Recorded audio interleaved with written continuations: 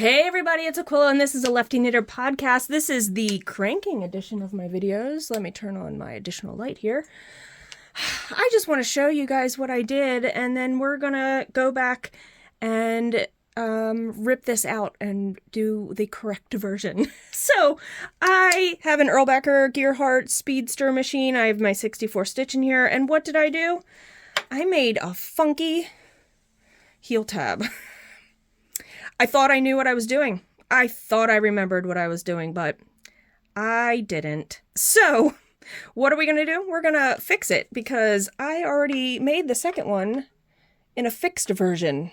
So the one on the right looks much better. The tab isn't as funky. I thought about just keeping this one on the left, but I'm going to fix it. It's not that hard. I'm going to rip it out. I haven't closed the toe, and I'm just going to have some tiny balls of yarn, and I'm going to fix it. This is a Hobbii Christmas yarn with a sparkle in it, if you can see that. And the tab was done in a red from Mace of Skeins, just in case anybody's wondering. So I'm going to pause this, and I'm going to rip this sock out, put it back on a cone, and I'll be back. Alright guys, so I am back. It's back on cones, and I'm just going to get going here. I could have put the cast on bonnet, but sometimes I like to show every step, so we're going to do that in this video today. I'm hoping everything stays focused enough, so my apologies. My hands get in the way sometimes. I only have one camera, so... Alright, so this is your cast on bonnet, or your setup bonnet. And you're just going to... I have a split ring bonnet. Not everybody likes these, and I understand that. The first project in your book, which I have a video about, that I made a video about how to make a cast on bonnet, is on my playlist here. I have a playlist of all my cranking videos, so if there's anything you ever can think about, maybe I already made a video for it, maybe I haven't. I haven't done many ribbing videos. I have a few ideas written on a board that I'm gonna hopefully get to, and yeah. This is my weights. I use all my weights. I put them in a koozie because it helps. And then this is your buckle, and you have to put your buckle onto the bottom of your bonnet. This creates all your downward pressure, which you need to make the stitches knit.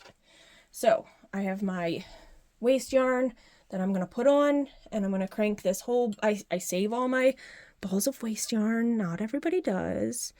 And I reuse them. So you don't want to crank around all the way because you need to finish hanging your bonnet. And I am just holding the weights with my knees.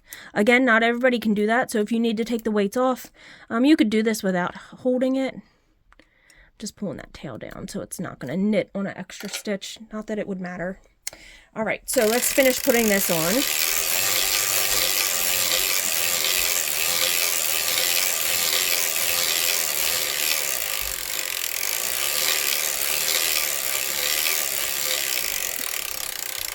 Alright, and I always start and stop at the same needle when I can because it is a visual reference point for me. So that is at, if you're looking at this like a clock face, my 12 is here, 3 is here, 6 is here, 9 is here. So this is my needle number 64 and needle number 1 after the red mark. I am using, and another thing not everybody uses, is I have 65-pound braided fishing line that I use as a ripcord. And you do 1 row of ripcord.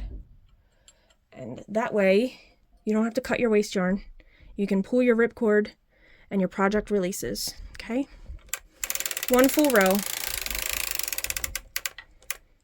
This ripcord was a little bit long. I was using it on an 80 stitch cylinder, I believe, so it's a little bit longer than I need for this cylinder, but we're just gonna tuck it down in there.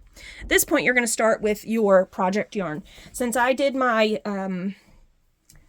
sorry, I moved my book. Hold on one second.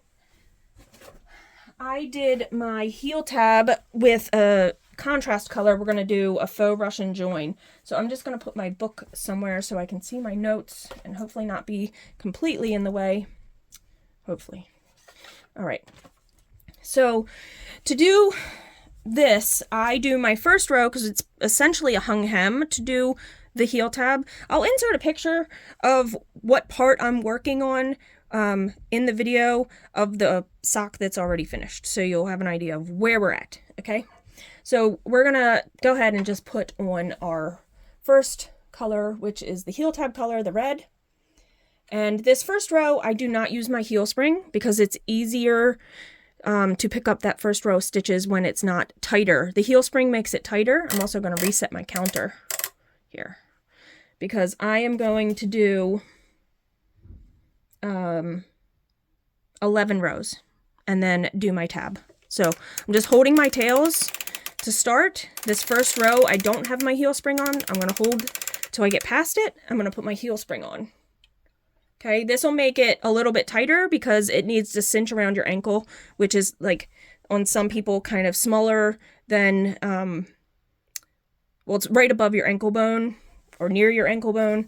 And sometimes that's just a little bit like on the smaller side. So you need it to cinch in a little. So using the heel spring helps with that. So that's why I use the heel spring. Some people crank everything with their heel spring on. That's totally a preference. So let's do 11 rounds.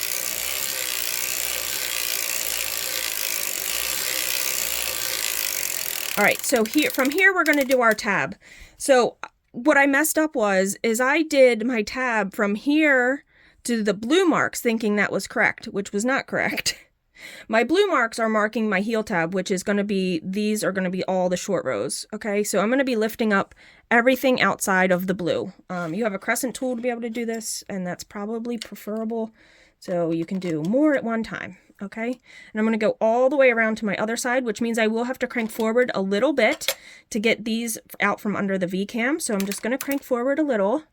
The last blue one is still in a knitting position, and I can probably still use my crescent for a little bit here. And all the way to the blue. Okay, so we're going to crank around till the last needle knits fully and clicks. Since my heel spring is already on, I don't have to engage it. When you're doing the heel tab though, you still have to use your weights like you do with a heel and a toe. So to decrease, because we're going to decrease down to my black marks, that's going to be the whole tab, right? So I'm going to do short rows, and it's going to have this little bit of an angle of short rows, if that makes sense. So this last one, you're going to lift to decrease, and you're always decrease. Well, when I'm doing mine, I'm lifting on the yarn side. So now we're going to crank backwards and knit those stitches. And then we'll lift one on this side. So whatever we do on this side, we're going to mirror on this side. So we're going to lift and crank on this side. Okay. My lift one, crank it around. This is decreasing. So here's what's happening. My yarn is not going down into the bottom of the needles. It's not pulling it all the way down, which means I need, if I keep going like this, I'm not going to knit the stitches. They're going to fall off, and you need to put some downward pressure. So I think when I did my heel tab, I can't remember, I did these a couple days ago, I just put one fork in. I have 3 heel forks, but I'm just going to use one. The yarn is on this side, so we're decreasing 1. I'm going to crank around. Okay. Then we're going to lift 1 to decrease, lift 1 to decrease. Okay. Now this is the one that's marked with the black. It's you can see it. We're going to lift that one. That's the last lift on this side. Now we're going to start doing our increases, but we're going to also be doing one last decrease. So this is my last decrease on the yarn side. So the method I like using is called the 1 up, 2 down. And I do demonstrate that in many videos. So you just will be lifting 1 and pushing 2 down. So essentially, I'm still increasing 1 on this side. So, and you'll crank around. And I'm going to continue that. So 1 up, 2 down. Okay. This is just one way to increase. I need to move my fork up because it's not pulling that down. I just did it with my fingernail and I shouldn't have done that. So 1 up, 2 down. Now remember, this is the heel tab. This is not your heel. This is the heel tab. That's at the top of the sock. So 1 up, 2 down. I'm just going to keep using my fingernail because that's just what I do. All right, this is the blue one that's going down on this side. Remember, that was the last one we left in working order. So we're going to do one more turn before we go knitting back in a circle again in the round. I am going to lift it up, and I am going to push these 2 down, which this last blue one back into work. Okay, I should probably fix this. Maybe put 2 forks in, only because when I'm going in the round, I don't want them to be trying to pop off. You want the correct downward pressure on this, okay? So I'm going to do what I did on this side. I'm going to decrease and lift, but I'm going to be putting all these back into working order, making sure your latches are always open. So when you push these down, you don't smush them all the way down. If you smush them, you could potentially close your latch and drop a stitch. So you just want to do, you can't go much further than that. So you do some and you crank around, and you're going to stop because you need to put the rest down, making sure your latches are open. So using like the pad of your finger, you can make sure the latches are all down, and you can push them back down into working position, okay? Again, not pushing them all the way down. They don't all have to be even. Some look higher than others, lower than others. It's okay. They'll knit as long as they're open and down in the working position. I'm resetting my counter because I want to do 11 rows on the opposite side, because then we're going to hang that hem that we started with, okay? So we're going to do 11 rows. Slowly going around, because sometimes doing those short rows, you just want to be more cautious, making sure the downward pressure from your weights is correct. 9, 10. I'm going to stop at the front, and I'm going to start hanging on needle number 1. So essentially I can go a little bit further, but I am going to have to take my weights off to do this, because you can't really hang this because you got to double the fabric up on itself. So I'm going to take all my weights off, okay? And you're going to gently manipulate your fabric that's inside of your cylinder to lift it up so the first row of stitches is visible. Using ripcord really does help. Also, you want to use if you don't use ripcord, even if you are using ripcord, you really want to use a color that contrasts, or else it's hard to see what you're doing. All right, so we're going to find that first stitch, this first loop right here, and we are going to hang that on needle number 1. Now, you don't want to pull it real far, so you can see how I moved the fabric with the stitch to start hanging. Because if you don't do that, you're going to be pulling from too far away, and you're going to pull that stitch out. That'll come out in blocking. But you know, why do that to yourself? Why pull a stitch super far when you can, you know, pull the fabric up next to the cylinder, up next to the needle, and hang it? And I talked about that first row leaving the heel spring off because it gives you a little bit of extra loopage. That first row of knitting is a little looser, microscopically looser. It's not like massively looser, but you do want to make it easier on yourself. Why make it harder? So you're going to go as far as you can hanging, and at some point your needles are going to get down in the bed, near the bed of the cylinder, and you're not going to be able to hang them because they're not going to be accessible. I only hung part of a strand there, so let's keep going. I hope everybody's 2025 has been good to them. You know, it's life is hard. I'm not gonna lie. I'm dealing with stuff still, and I haven't just made any videos. I just haven't had, I haven't cranked a lot. I cranked a ton right before Christmas for presents, and then I just haven't. My goal though is to crank 1 pair of socks at least for the week of 2020, or for the year of 2025. So hopefully that's 25 pairs of socks. That could be a massive amount of gifts for people. So we have to put our weight back on at this point. So I'm going to put my buckle back on and my full set of weights. Now, you have this pocket here. You can't just start cranking, you know, you have to give it a little bit of pressure because it's pulling here and not here when you put the weights on, because this is what it's connected to. The weight is connected to your bonnet. So you have to put some pressure here with your fingers and crank around until you can access these and hang the rest of your stitches. So you might have to take your weights back off, and that's okay. My hand's probably going to get in the way at this point. I'm going to try not to. But you're going to finish hanging that row. Now, when we were cranking here, there was 2 stitches on each needle. So it could be tight to crank. If your tension is way too tight, it's going to be very hard to crank 2 strands on one needle. So you just have to... I had already knew my tension on my machine was good for this yarn because this was the last thing I cranked, actually. And I have a video where I talk about tension. So again, check out my playlist, please, if you're interested. Subscribe, do all the things that people do. I really appreciate it. I really want people to just learn their machine. These are a tool, right? So getting a new tool is hours of work in learning how to use it. So just be very gentle on yourself. So this first one can sometimes be tricky. That's why I really love having, my fishing line here, because I can see that last loop. It goes through that last loop right there. So I have now captured them all. I got to put my weight back on. I don't always take my weight off, so that was different for me. But I figured it might be easier for me to show you guys if I took it off. All right, so the weight will now all be distributed correctly because your bonnet is attached to this yarn, your waste yarn. So it's all going to be distributed evenly. And what did I do? I did 10 rows.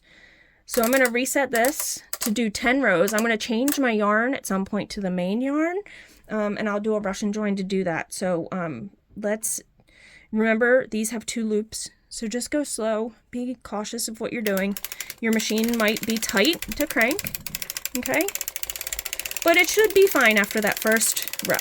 My heel spring is still on because I do want to crank with my heel spring on. All right, so I'm going to do, well, I'm almost at the end of my red yarn.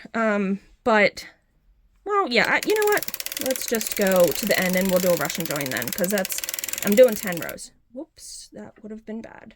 I let my yarn come off the cone. All right, so I'm going to hold the yarn above the carrier so it doesn't slip, and then I can't do my join. Okay, so I am now at the end. I have a good loop. This was, the end of the yarn is right coming through my yarn carrier at the top, my yarn mast, which you can't see. So I'm going to thread my tail in and essentially make a loop. Take my tail and tuck it into the last stitch that will be able to knit, and I'm going to crank forward just a tiny little bit to catch it, okay? Now I have this loop here, and what I'm going to do is I'm going to put my main sock yarn through this loop, okay? So let me get that threaded in my mast and we will continue. Man, I love showing you guys stuff. I know I show a lot of the same things. I do a lot of hung hems, you know, but I don't know. I think repetition is the key to learning, and just doing it over and over and over is helpful. So I have now made a loop and I have a tail. So I'm going to hold this with my hand above the yarn carrier, and we're going to crank forward until it starts knitting. You don't want to let it go. And now it is caught. You have 2 strands going in here, but that's okay. You have 2 strands here of red. You'll have 2 strands here of the other color. And that is a faux Russian join.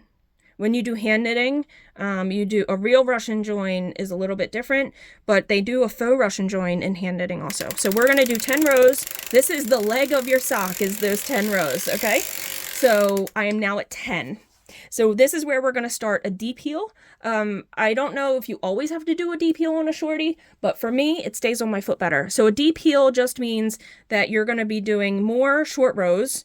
Instead of it being half-half, which is my 2 red marks, I'm going to go beyond that 4 stitches, and I'm going to do short rows across more stitches, okay? So here's my half, and I'm going to count 1, 2, 3, 4. So the 5th one I'm lifting, and then the rest on the back I'm going to lift, and I'm going to count from 1, 2, 3, 4, this one, and the rest of these are going to be lifted out of work and not be knit. So I'm going to be doing a few more short rows, which essentially You can make your sock like 2 rows shorter, maybe 3 rows shorter, something like that.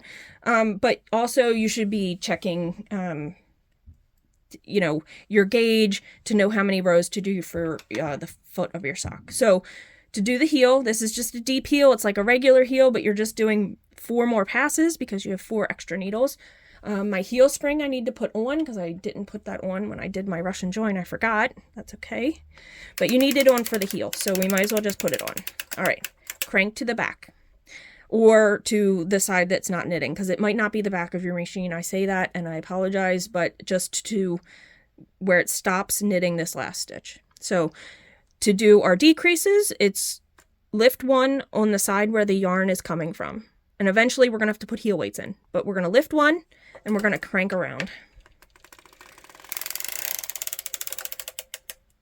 till it stops clicking.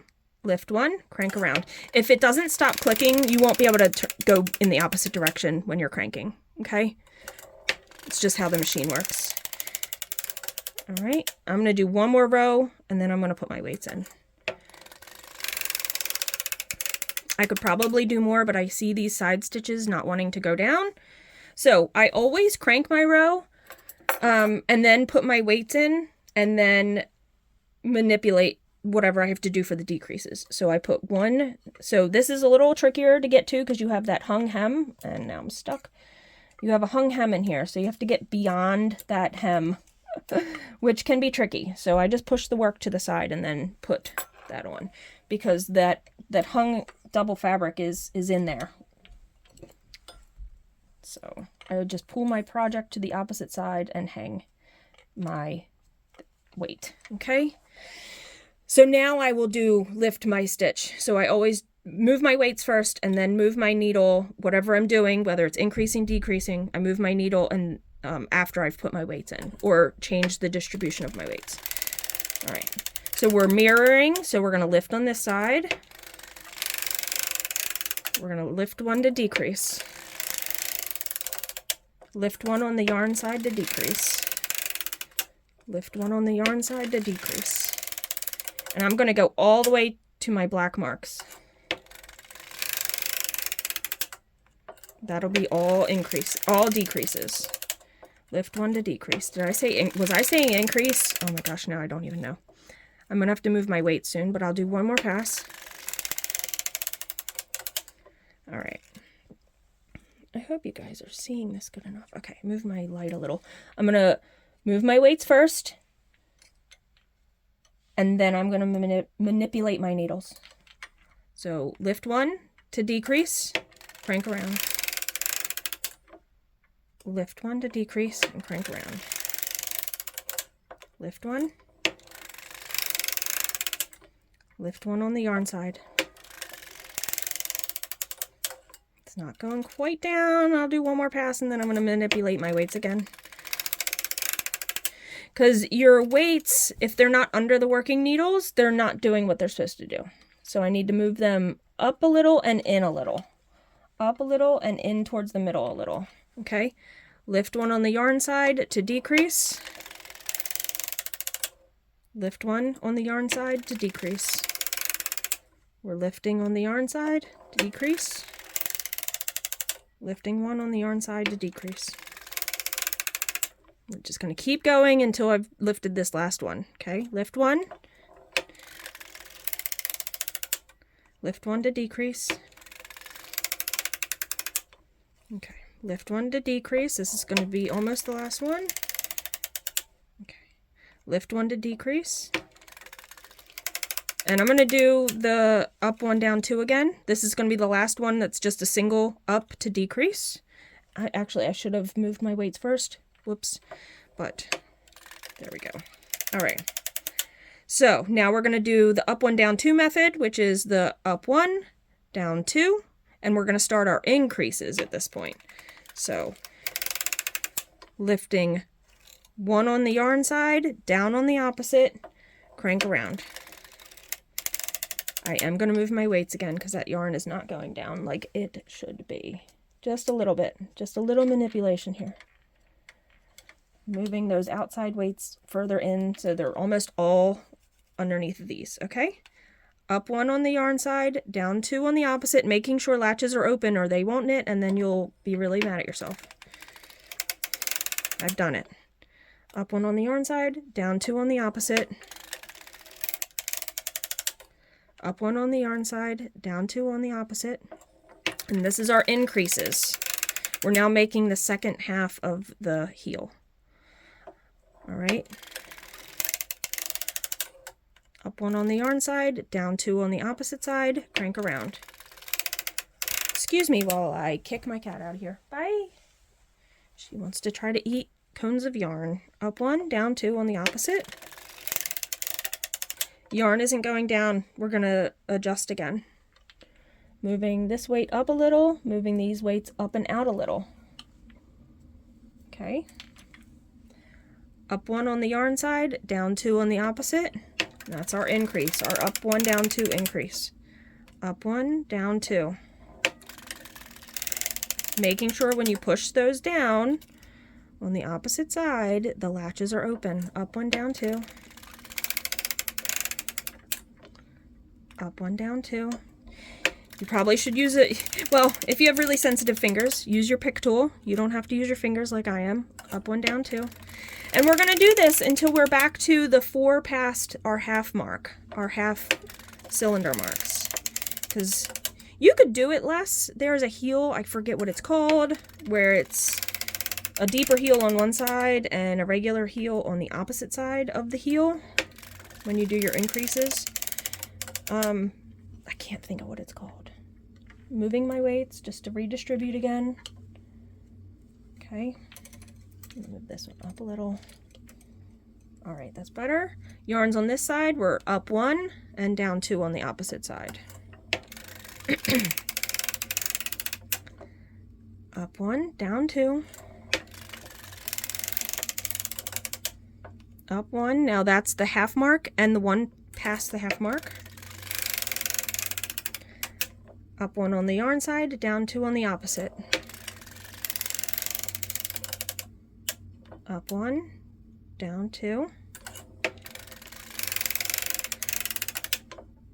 Up 1, down 2. All right, this is needles 2 and 3 down. Remember, we're getting to 4. Up 1, down 2. All right. Up 1, down 2. This is needles 3 and 4. Okay, this is the last pass going this direction where we did that set of maneuvers. We're going to do one more up 1 and down 2 because this is needle number 3 and 4 now on this side. Okay, and from this point we're going to go back in the round. Last one clicked. I'm going to still lift 1, but I'm going to bring it to the front. Okay, lift 1, bring it to the front, and we're going to put all the needles back into work. Okay, because we're going to go back in the round again, making sure they're all open. I don't know why my cat is meowing and being a weirdo. Okay, they're all back in work. Okay, you didn't mush them down. The latches are open. I'm going to do one round with the heel spring on because the other sock I made the foot without the heel spring. Okay. Oh, and I should probably reset my counter because this is the first real row of the foot. Okay, going slow to get past that first row with the short rows and re-knitting those. And I'm going to take my heel spring off because that's how I made my other sock, okay? So from here, I did 59 for my foot. So this is going to be a lot of cranking, okay? So 59 rows. And I haven't removed my weights. You don't want to remove them because you need the downward pressure still on that pocket that you made where the heel is. Until you can get to the point where your buckle can go above your heel, don't take those weights off of the heel.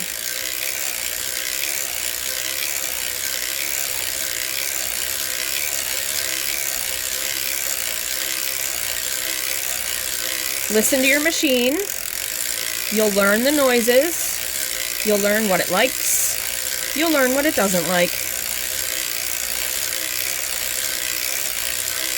I've put a lot of hours into making stuff on here, and I still feel like I am intermediate.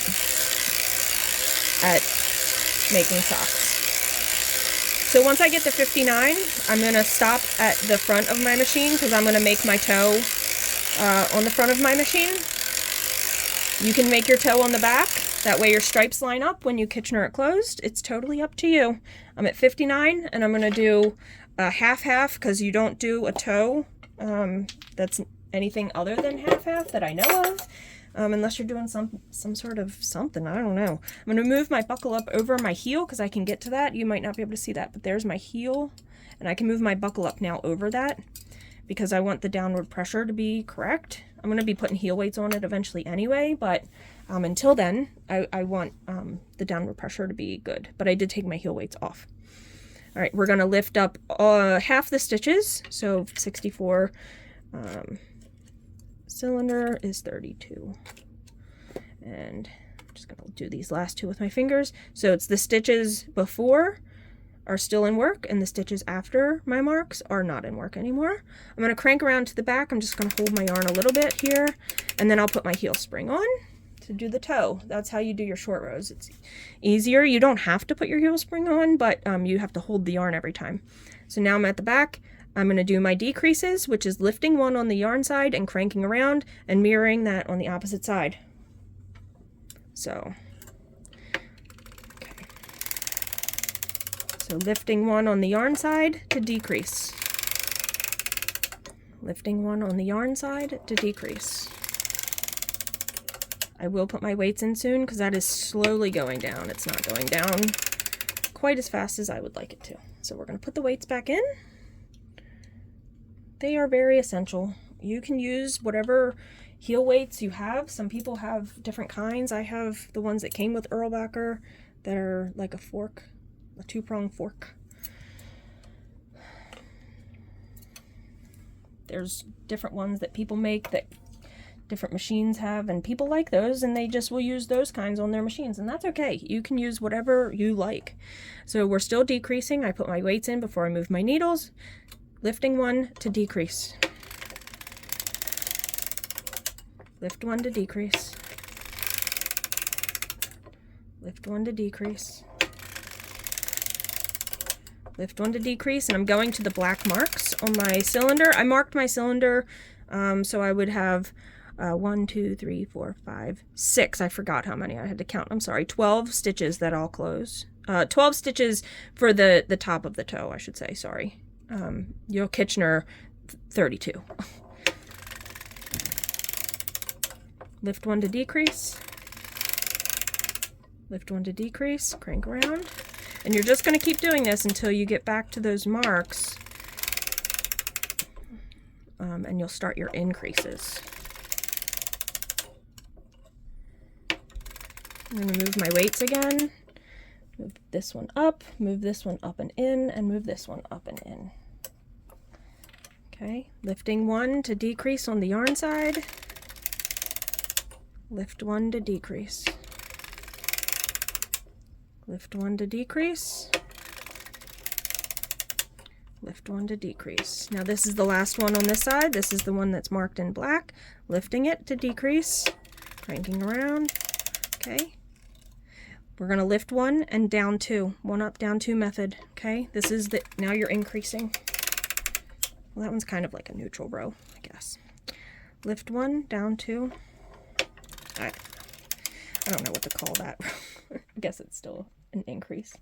Just going to move these again because it's not pulling my project down the way it should be. Okay. Yarn side is lift one. Sorry. And down two, making sure your latches are open when you put that down and not smushing your needles down really hard because you don't need to do that. Okay. Lift one, down two. Lift one, down two. Hold on, pause. Sorry, husband was coming down. I just needed to make sure he didn't need me. Lift one, down two. And we're gonna crank around. This is our increases. I'm gonna move that again. It's just not pulling down the way I want it to. All right, up one, down two. Up on the yarn side, down on the opposite, crank around. Up one, down two. until we get to our half marks.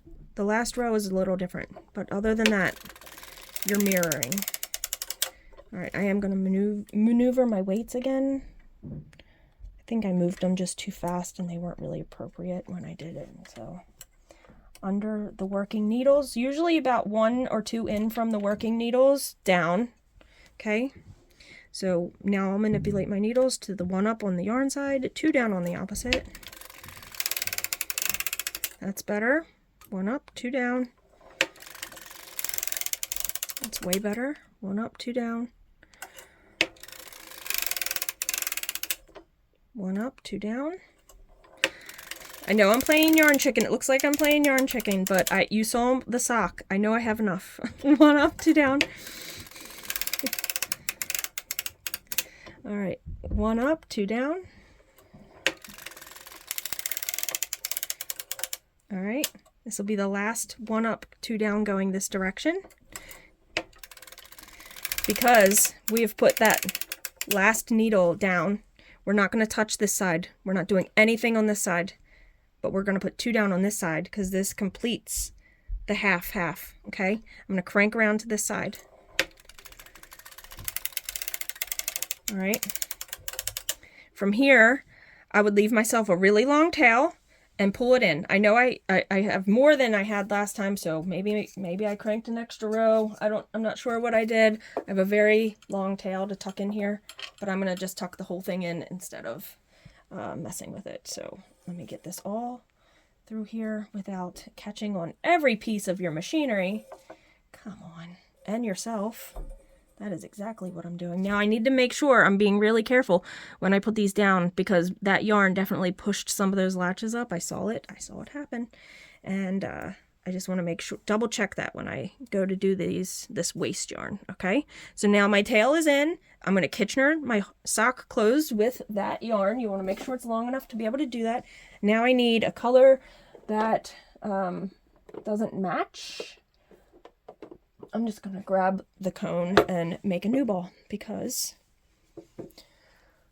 the color I want, I don't have any extra balls of right now. So I'm going to thread this in my mast. I'm going to put this in my machine and I put it between the last worked needle and the needle not worked. I'm going to bring my yarn carrier around. Careful not to go too far because you don't want those needles to start rising. I'm going to load my yarn in my yarn carrier. I have a split yarn carrier. The machine does not come with that. You have to purchase that extra. I am putting my heel spring on, but I'm holding the yarn up at the mast so it doesn't pull it out. And now I'm going to hold it here. So I'm holding my tails and I'm going to start slowly cranking around, okay, until I get to the front because I need to do what? Put these down, right? So let's put these down, making sure latches are open because this is just waist yarn that you'll take off after you finish Kitchenering your sock closed. Okay, they're all down. They all are open. I'm going to crank very slowly. Okay. I'm going to take the heel spring off at this point because I really don't need it. I just like that first row to be with the heel spring on. I don't know why. That's just a preference of mine. So that's 3, 4. I do about 15. 5, 6. And I'm stuck up here for some reason. 7, 8, 9, 10, 11, 12, 13, 14, 15. I'm going to stop so that last needle closes. Again, that's just my brain. I am going to pull that in. And this is where you crank off your machine. You crank the project off. Or you start another sock. You're going to hold your weights and you're going to crank slowly forward. And your project is now off of the machine. I'm going to take the weights off and I'm going to move the camera and show you guys the ripcord and the sock. All right, so the buckle off. All right, let's move the camera outwards so you can see what I'm doing here. Here is my bonnet and my waist yarn. You're just going to find there's my end. So I'm going to go to the opposite side. And I'm just going to find one of the legs. And I'm going to pull that ripcord out. And magic. That's my favorite. So it comes off clean. You have your hung hem. None of those stitches are coming out unless you didn't hang a stitch correctly. But that tab looks so much better. So you'll weave that in. It's fine. And I'll close this up. Oh my gosh, I'm so happy I redid that sock. I'm going to be much happier with this heel tab. Some people like to do a longer leg if you want a taller sock. Some people actually only do like 5 rows, 3 rows. I do 10. I like it a little bit higher because depending on my shoe, some of them are higher on my foot than others. And yeah, there you go. Here's your finished sock. Happy 2025, y'all, and happy cranking. Leave comments down below, questions, things you might want to see. I'm trying to make a list on that whiteboard. So this year, I'm going to try to get to some requests of things. So, all right. Happy cranking, y'all. See you guys in the next episode. Bye.